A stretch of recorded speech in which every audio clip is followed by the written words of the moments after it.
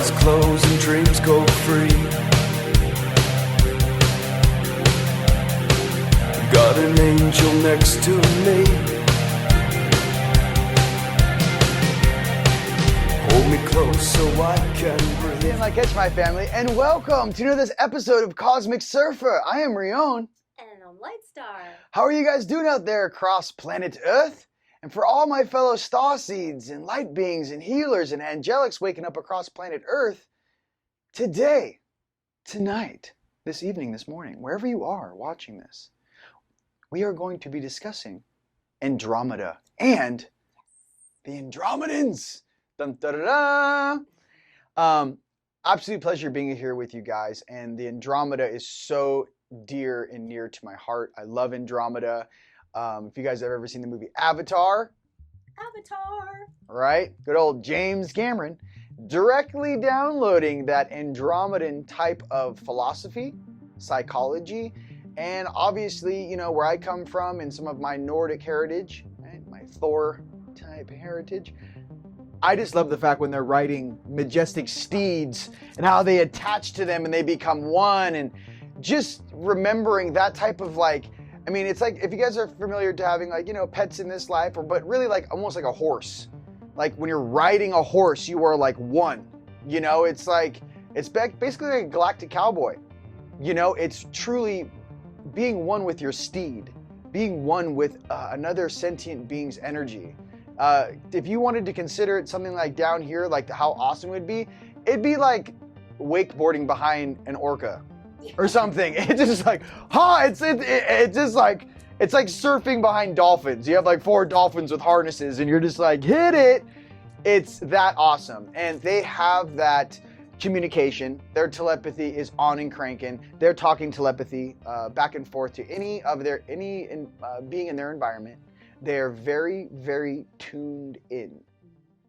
They understand the planet they walk upon. They understand the agriculture, the life force, everything in their environment. They are always an amazing steward of that.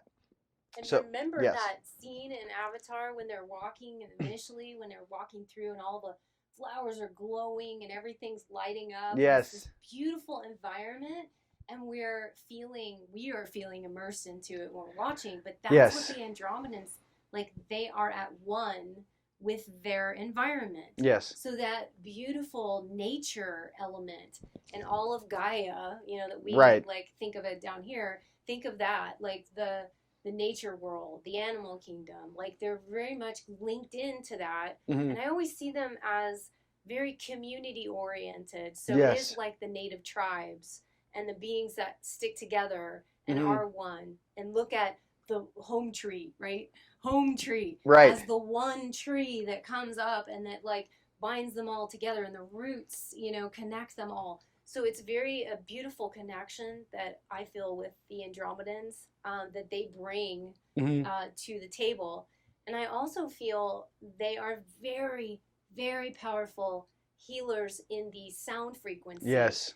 I've always felt that the tones and the sounds, when I do Andromedan toning, I actually brought that through from the Andromedans, because there's a certain tone, sound, harmonics, mm-hmm. anything having to do with frequency of sound. They are adept at healing in that arena extraordinarily well. And both of Rion and I have a very strong connection to Andromedan. Yes. I know he has one in his aspect up there. Call him Big Blue. Big Blue. My boy. Big Blue. You know who you are. I love you. Yeah, so we all have I have a part Andromedan as well. I have an aspect of myself that very much connects with Andromeda. Mm-hmm. And we have a lot of you do also. Yes. So we're just bringing in some of the traits, some of the things that we've experienced, and some of them. Again, I'm showing the depiction of my Andromeda healing matrix, which doesn't always represent all of Andromeda, because Andromeda's a huge galaxy. Huge, and they all look so different. Yes. As a matter of fact, I was getting that. You know the character Mystique in X-Men. X-Men. Yes. Okay, Mystique. You know how she changes shape? Mm-hmm. Well, I feel that Andromedans are shapeshifters. they're one of the most adept at being shapeshifting. So not only are they varied in the way they look, but they also have the ability to change shape. I have also seen winged Andromedans. Not many people talk about that. It's a little more rare, but High they level. actually do exist. They're very, very high level. High level. Almost like your Andromedan angel, I guess. Like Yes. if you were to relate it in that way. Super high levels, very, extremely varied, very much like Mystique. And they can shift and change form, but that, I believe, also they're helping us to remember that we also have the ability to do that. Multi-dimensionally, yes. Yeah. So not like I'm saying right here, some of us Boom. do that too. Boom, I'm this. What, are you trying to blow my cover? I'm trying to. We Hey. all have that ability too. As a matter of fact, I've actually, you know what's funny is I've had some people tell me, either when I was doing light language or on my video or something, Your face morphs. they'll tell me I changed. Yeah. They'll say you totally morphed into somebody else. Mhm. So I feel like there is some truth to the fact that we do have that within our DNA, Yes. especially those that are Andromedan, have the ability to do that. And we're just, it's dense down here, so we don't quite see it as dramatic. Mhm. But those that are very sensitive and tuned in and intuitive and can see beyond the visual eyes, they actually can see people shape-shifting. Yes. So The auric field, what color do you think the aura of an Andromedan would most be pronounced? oh my gosh. I see like a blue, a white, a pink. I even see pink. Turquoise. Turquoise. Usually I see turquoise in it. Yeah. Energetically speaking. That could be a little different, obviously, but they also have that strong sense of communication. Yes. Telepathy, again, off the charts. I mean, they do have a voice, and they do have, some of them do have voices, but the ones that I know, usually, most of all the races I feel that are highly developed, they are all telepathic. Okay? Yes. I only speak the light language because I've asked to, what would it sound like in a voice if I were to bring your language through? Okay, but most of the time it's going to be a telepathy. That's just how they operate. Andromeda as a whole, let's talk about this and their reference to the Milky Way galaxy. If you guys want to think about the Milky Way galaxy is like a bunch of teenagers, Andromeda is older. Andromeda is like college. If Milky Way's, like I said, high school. Andromeda, junior high. It's really like 7th or 8th grade. Andromeda is balanced. They've kind of gone through these growth spurts, these growing things. Now, I have heard many things that from the SSP and some of these different organizations that they do actually have ships that are capable of getting to Andromeda, and they actually have created human-like civilizations in Andromeda. It's pretty interesting. Like bioships? Or no, I'm talking about, like, apparently there's a couple of insiders, I don't want to name names, but have said that literally there's like they seeded we seeded a couple planets over there, and like one of them looks like the 1950s, but everyone's driving an electric car. Like they had like 3 different scenarios going on over there in Andromeda. But to me specifically with Andromeda, I always feel a connection to Earth and that native way, almost like the old school Lemurians on this planet. Same thing with the old golden tribe of the Cherokee that was prophesized and in a legendary mythical form to have existed in the United States. Just truly one with nature, understanding, what does that really mean? Because people say one with nature. This is what I mean. I mean, like, you're one with spirit and the spirit of all, always. You are always, like in the movie Avatar, even when you have to eat or you have to take something's life to consume, you bless it. Thank you so much, for giving me your life and giving me sustenance for me and my family. Like there's a certain reverence to every action. And in that way, they maintain that divinity of which I feel many of us know in our hearts of how we're supposed to act, how we're supposed to behave, right? It's remembering that divinity inside of yourself that is so important, especially right now. I really wish you guys to understand that with some of this technology stuff and some of this mind control stuff and some of this propagation of lower consciousness and some of this ego-based programming, I want you to understand that the most powerful beings in the universe come from their hearts. True creator beings have to exist at a certain vibration to understand whatever they create, how does that interact with others and other beings' creations? What is the reflection of that? And to truly create out of a place of love and reverence is something I feel we can learn a lot from Andromeda. Okay?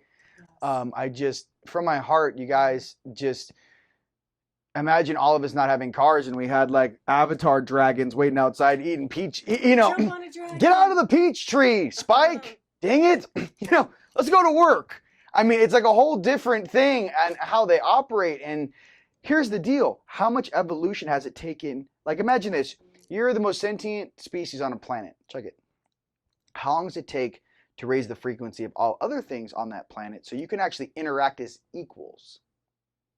That means, the horse is just as smart as you. The cow, the dolphin, the whale, they're all like, hey, bro, what's up? Hold on a second. I got to check on the kids. I mean, you know what I mean? Like, everyone is that dialed in. Imagine that level of consciousness is going through everything. And you actually truly understand that my brother, my sister took this form in this incarnation to assist me. And they thought it'd be cool to be a dolphin. Or they thought it'd be cool to be this. Or they, and we have that a lot down here. Do not forget this. Many of our pets, our dogs, our cats, a lot of those are like light beings or sentient beings that were joined you on this trip. I remember my little dog, Sherlock. He was the most amazing Jack Russell Terrier ever. I'm biased, but ever. And I just remember it's like having a sentient being or someone who's with you that you care so much about during that period in time when you're in the physical or on Earth, right? To support you in that time. I'll tell you something serious about what happened to me when I would get the Tesla shake. Okay, so when my third eye came on in 2009, I asked my guides because one of my higher selves said I was a year late. Okay, I didn't get the welcome to your multi-dimensionality. I had an 8.5, 9 foot Anunnaki going, you're a year late. So what I had to do is I called it the pour it on, dump it on. I had to process a lot of past life stuff and a lot of stuff in 3D very, very quickly. So at night I would request from my med team, hey, can we just take this thing to the nines? Just as much as, computation and processing that this chemical computer in my suit can take every single day. When I was in Los Angeles, and here's the coolest thing I'll never forget, my little boy Maximus. I call it the Tesla shake because I don't know if you guys knew this or not, but Nikola Tesla would shake at night. He would actually go into convulsions while he slept. Why? You're actually pulling down more content than the suit and the density can hold. So you shake. Okay? So I was doing the Tesla shake every single night for 8 months straight. And I remember to this day when I was going through some pretty gnarly stuff, because what they had to do is fast forward me through all my past life stuff so I could catch up to where I am right now and what I had to do. If not, you don't know what you're doing. You have to have some sort of a reference. Okay, you've done this before on different planets. This is what you have to focus on. But I remember my little Jack Russell Terrier Maximus, when I was shaking like a salt shaker, he would crawl up on the couch and he would lay on my legs and he would go he would ground me. Literally, his little 20-pound body was on me just like, I got you, bro. I got you, bro. I'm with the angels. I got you, bro. And I remember that, waking up, going through these crazy sequences, and there's my little dog, just I got you, bro. But it was almost like he was bench pressing his maximum energy form, he could hold through a 20-pound little container. He's like, "This is everything I got, just to hold your legs down, bro. You're doing a great job." I say that because how many of our pets? And just me saying this, it makes me want to well up and tear up. That's how much we love our companions here. Every single one of you watching this video has a pet that has come and gone, that you treated them like family and you love them so unconditionally to this day. There may be in some cases, you never loved even a human as much as you loved your dog or your cat. You know what I mean? You just as much. And they Yes. will, literally, animals I have seen will take on negative entities for you. Yes. They'll take on, they're the animals are the ones that get the tumors and the cancers because they're taking it on for you. And that's how much they love us, because they would do anything. And they are... All dogs go to heaven. Yeah. All cats go to heaven. They go to cat heaven. They go to cat heaven. But so all of the animals we love, and Andromedan's very connected to the animal world. That's why I Yes. feel like the animal kingdom and the animal and nature as well, very much tied in, very much balanced. And they're the teachers. They bring in the teachership for us. They are teachers, and they are that's who we look up to, as well. It's like they all have their different ways of being a teacher, I think. We have the Pleiadians and the Arcturians, and then the Andromedans being a different type of teacher for all of us and bringing a different type of energy because they have different energy. Yes. So I feel like the Andromedans are there if we think about the native tribes, because that is really the best example of what Andromedan energy is like and what they're teaching us. It's like the ancient Indian ancestor, that's bringing through down the information, it's coming and down the funnel, and that's what we're looking at is what did your ancestors, how did they experience life? How did they know about stuff? How do they interact? How do they schedule their days? Yeah, so it's kind of similar. And we really love the Andromedans. Great healers. Love you. Teachers, absolutely amazing beings. Yes, and I'm super excited for the new avatars coming out. Oh my God. I think there's like 4 in a row. I cannot wait. So I'm super excited for that. Sending love and abundance from Sedona, you guys. Just wanted to share our love and experience with you guys. And for all you guys out there with Andromedan higher selves, feel very privileged and very blessed that such awesome beings are here to assist us on Earth. See you guys next time. See ya. Peace. Bye now.